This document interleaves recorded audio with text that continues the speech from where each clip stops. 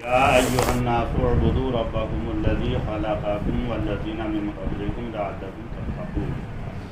तर्जमा मौलवी महमूदुल हसन।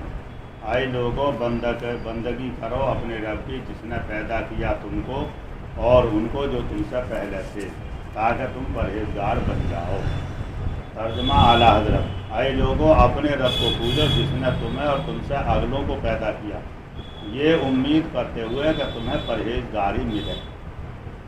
सब मुतरजमीन इस तरफ गए हैं कि लफ्ज़ लअल्ला बमाना लिकैला है, यानी ताकि तुम परहेजगार बन जाओ। लेकिन अल्लामा बैज़ावी ने इसके मुताल्लिक़ फरमाया लम यसबुत फिल लुगति मिसलहू, यानी लुगत में इसकी मिसाल नहीं मिलती। जिन लोगों ने इस तरीके से तर्जमा किया है ताकि तुम परहेजगार बन जाओ, ये नहीं, बल्कि आला हजरत ने जो तर्जमा किया ये उम्मीद करते हुए कि तुम्हें परहेजगारी मिले।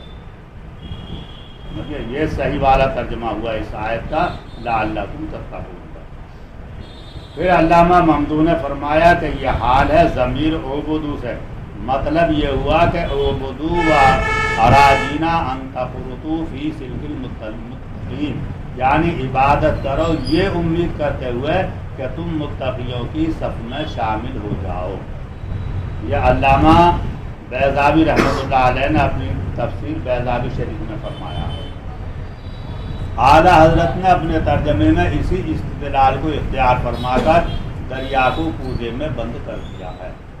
आयत नंबर 4, वमा जअलनल क़िबलतल्लती कुन्ता अलैहा इल्ला लिनअलमा मन यत्तबिउर रसूला मिम्मन यनक़लिबु अला अक़िबैहि। तर्जमा मौलवी महमूदुल हसन। और नहीं मुकर्रर किया था हमने वो किबला कि जिस पर तू पहले था, मगर इस बात से कि मालूम करें कि कौन ताबे रहेगा रसूल का और कौन फिर जाएगा उल्टे पाँव। मौलवी अशरफ अली थानवी का तर्जमा। और जिस सिमत किबला पर आप रह चुके हैं, यानी बैतुल मुक़द्दस, वो तो महज इसलिए था कि हमको मालूम हो जावे, यानी अल्लाह ताला कह रहा है हमें मालूम हो जावे, पहले से हमें मालूम ना था, बल्कि अब हमें मालूम हो जावे कि तू रसूल का कौन तो रसूलुल्लाह का इत्तिबा इख्तियार करता है और कौन पीछे को हटता जाता है। अब मालूम हो जाए हमें, इससे पहले हमें मालूम ना था। गोया अल्लाह तबारक तआला के लिए इल्मे गैब का इनकार कर दिया। तर्जमा आला हजरत। और ऐ महबूब, तुम पहले जिस किबले पर थे हमने वो इसीलिए मुकर्रर किया था कि देखें कौन रसूल की पैरवी करता है और कौन उल्टे पाँव फिर जाता है, यानी रसूल की इत्तिबा कौन करता है कि मेरे रसूल ने जब किबले की तरफ को मुँह कर लिया तो ये करते हैं या ना करते हैं, समझ गए, या बैतुल मुक़द्दस की तरफ ही वो अपना रुख करके नमाज़ पढ़ती है। मौलवी महमूदुल हसन और मौलवी अशरफ अली ने लिनअलमा के लुग़वी माना को पेश नज़र रखते हुए इसका तर्जमा किया है मालूम करें और हमको मालूम हो जाए। इसमें कोई शुबा नहीं कि इसमें कोई शुबा नहीं कि लफ्ज़ी तर्जमा अपनी जगह दुरुस्त है, मगर इससे ये अजीब तासुर पैदा होता है कि माअज़ल्लाह एक चीज़ खुदाए अलीम व ख़बीर को मालूम ना जी। और इस आजमाइश में डालकर वो उसे मालूम करना चाहता था, तो मालूम कर लूँ कि कौन तुम्हारी इत्तिबा करता है। जाहिर है कि मालूम हो जाए कि निस्बत खुदा से किसी तरह दुरुस्त नहीं हो सकती। कुरान करीम के मंशा और अंदाज बयान की तफ़हीम के लिए लफ्ज़ी तर्जमे की बजाय कहीं कहीं तर्जमानी का रंग इख्तियार करना पड़ता है। आला हजरत अपने तर्जमे में इस अहम फ़र्ज़ से खुश उसलूबी से ओहदा पर आओ। उन्होंने तर्जमा ऐसा कर दिया आला हज़रत ने कि अल्लाह तबारक तआला की शान के खिलाफ आ ही नहीं। वयकून रसूल अलैकुम शहीदा। तर्जमा मौलवी महमूदुल हसन। और हो रसूल तुम पर गवाही देने वाला। और तर्जमा मौलवी अशरफ अली थानवी और तुम्हारे लिए रसूलुल्लाह सल्लल्लाहु अलैहि वसल्लम गवाह हों। तर्जमा अबुल आला मौदूदी और रसूल तुम पर गवाह हों।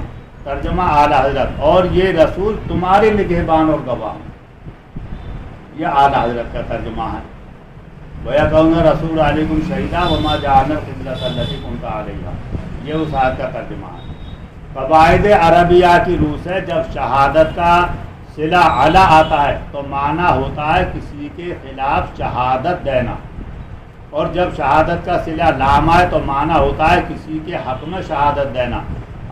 آیت مندرجہ بالا علیکم شہیدہ میں شہادت کے ساتھ علی کا ذکر ہے، اس لحاظ سے معنی ہوا اور روز محشر رسول اللہ تمہارے خلاف شہادت دیں گے کہ یا اللہ انہوں نے میری بات کو نہیں مانا تھا، میں نے اسلام کا پیغام ان تک پہنچایا تھا مگر انہوں نے نہیں مانا، اور شہادت کیوں دیں گے کہ جب لوگ اللہ کی بارگاہ میں حاضر ہوں گے اور اللہ تعالیٰ ان سے فرمائے گا کہ میں نے تمہاری ہدایت کے لیے رسول بھیجے تھے، تم نے ان کی بات کو کیوں نہیں مانا، تو وہ کہہ دیں گے کہ یا اللہ ہمارے پاس کوئی پہنچے ہی نہ، ہمارے پاس کوئی تیرا پیغام پہنچانے والا پہنچے ہی نہ، ہم مانتے کسے؟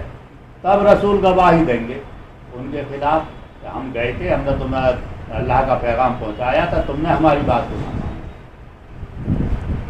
حالانکہ ایسا نہیں ہوگا، بلکہ حضور شفیع المذنبین رحمۃ للعالمین صلی اللہ علیہ وسلم مسلمانوں کے حق میں گواہی دیں گے کہ یا اللہ میں نے پیغام تیرا سب تک پہنچا دیا، کچھ نے نہیں مانا، اور جنہوں نے مانا وہ یہ تیرے بندے اور میری امتی تیرے سامنے۔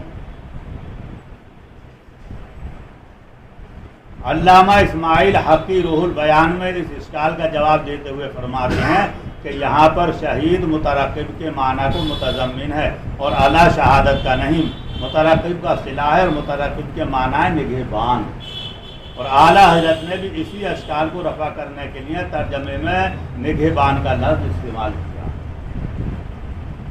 آیت نمبر 6 انما حرم علیکم المیتۃ والدم ولحم الخنزیر وما اہل بہ لغیر اللہ۔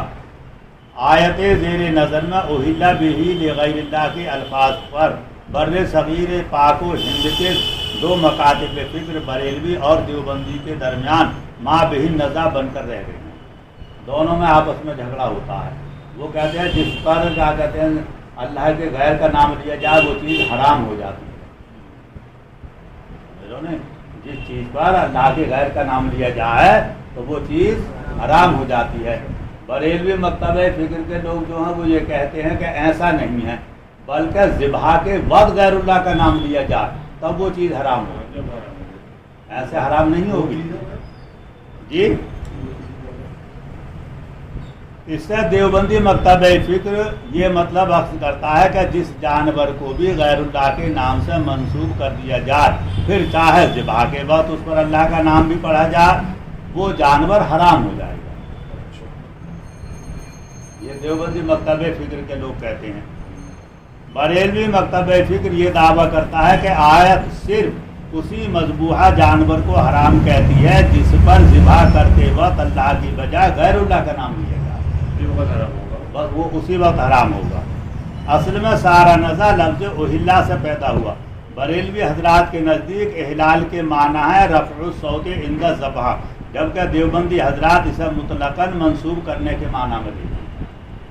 بریلوی حضرات کہتے ہیں کہ اگر ذبح کے وقت غیر اللہ کا نام لیا جائے گا تب وہ حرام ہوگا، اور میں نے بتایا تھا کہ اگر اس طریقے سے غیر اللہ کا نام لینے سے اور وہ چیز حرام ہو جائے تو کسی کی بھی بیوی کسی کی بھی اولاد حلال نہیں رکھے گا۔ قربانی جو کرتے ہیں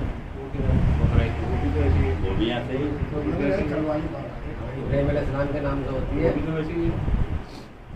جبکہ دیوبندی حضرات اسے مطلقاً منسوب کرنے کے معنی میں لیتے ہیں۔ میرے خیال میں یہ نظر مولوی اشرف علی تھانوی کی جدت سے پیدا ہوا ہے۔ انہوں نے آیت زیر نظر کا ترجمہ یوں کیا ہے اللہ تعالیٰ نے تو تم پر صرف حرام کیا ہے مردار کو اور خون کو جو بہتا ہو اور خنزیر کے گوشت کو، اسی طرح اس کے سب اجزاء کو بھی اور ایسے جانور کو بھی جو بقصد تقرب غیر اللہ کے لیے نامزد کر دیا گیا ہو۔ ایک چیز آئی تھی اوپر کہ تمہارے لیے مردار حرام کر دیا، خون حرام کر دیا اور جنگلی جانور کا گوشت تمہارے لیے حرام کر دیا، صحیح ہے، مگر اسی کے تحت انہوں نے سوچا وما اہل بہ لغیر اللہ کا ترجمہ بھی یہی کر دو، جس پر غیر اللہ کا نام لیا جائے جو غیر اللہ کی طرف منسوب ہو وہ چیز حرام ہو جائے، جبکہ ایسا نہیں ہے۔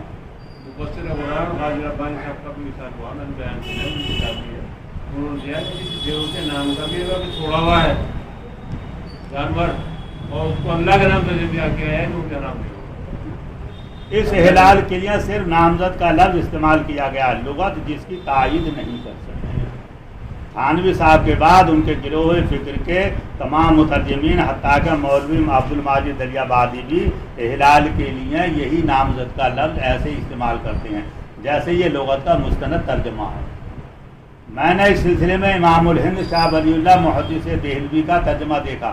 آپ جانتے ہیں کہ بر صغیر میں قرآن مجید کا دوسری زبانوں میں ترجمہ پیش کرنے والوں میں حضرت شاہ ولی اللہ کو اولیت حاصل ہے۔ آپ بھی زیر بحث آیت میں اس کا ترجمہ دیکھیے اور پھر خود ہی اندازہ کیجیے کہ ان کے اور تھانوی صاحب کے ترجمے میں کتنا واضح اختلاف ہے۔ شاہ صاحب کا ترجمہ حسب ذیل ہے: جز اینیست کے حرام کرداست برشمہ مردار را و خونرا و گوشت خوکرا و آنچ آواز بلند کردہ شبد در ذبح بغیر خدا۔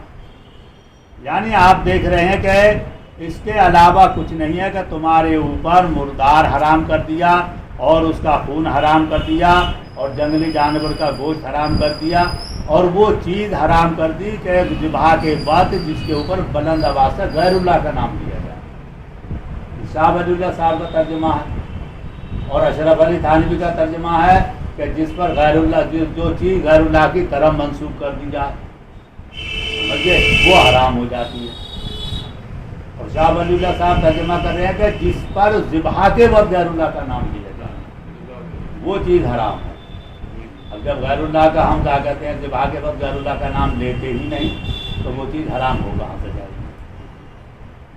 آپ دیکھ رہے ہیں کہ شاہ صاحب نے احلال کا ترجمہ نامزد وغیرہ نہیں کیا بلکہ صاف الفاظ میں آواز بلند کردہ شبد در ذبح بے، یعنی اس کے ذبح کے بعد بلند آواز سے غیر اللہ کا نام لیا جائے تب وہ چیز حرام ہوگی، اور یہ ہم بھی مانتے ہیں۔